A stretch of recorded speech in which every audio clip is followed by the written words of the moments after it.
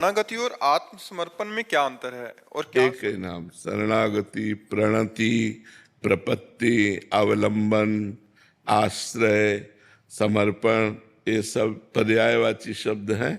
बात एक ही है, भगवान के चरणों की प्रपत्ति होना, भगवान की शरणागति होना, भगवान को आत्मसमर्पण करना, ये सब एक ही बात है।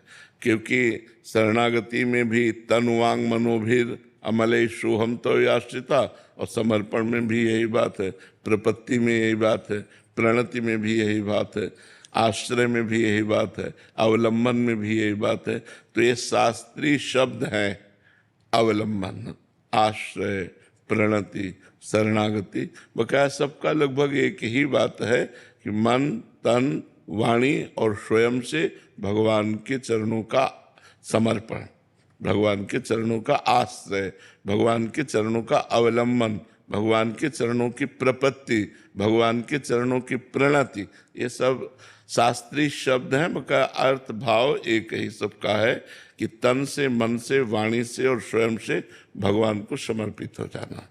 राज जी। श्री हरिवंश। श्री हरिवंश महाराज जी। महाराज जी, चित्त का निर्माण तो कई जन्मों से होता आ रहा है। हम अपने वास्तविक स्वरूप यानी भगवताकार वृत्तियों को निर्मित कैसे करें?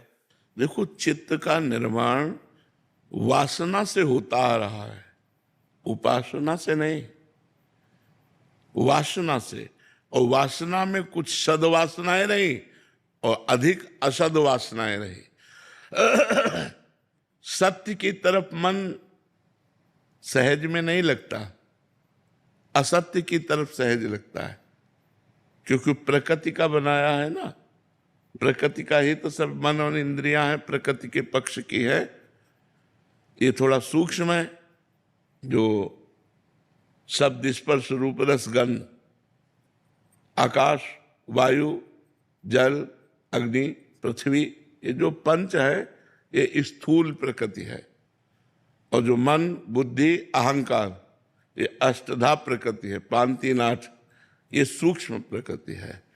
तो है तो प्रकृति ही ना, भगवान की माया के द्वारा रचित जितनी सृष्टि है ये सब प्रकृति के अंतर्गत आती है।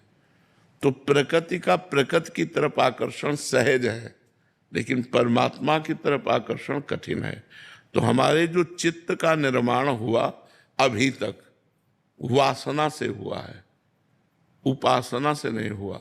उसमें वासनाएं बढ़ती गई, कुछ शुभ वासनाएं और कुछ अशुभ वासनाएं। और जब तक शुभ और अशुभ वासनाएं हैं तब तक हमारा जन्म मरण निश्चित है।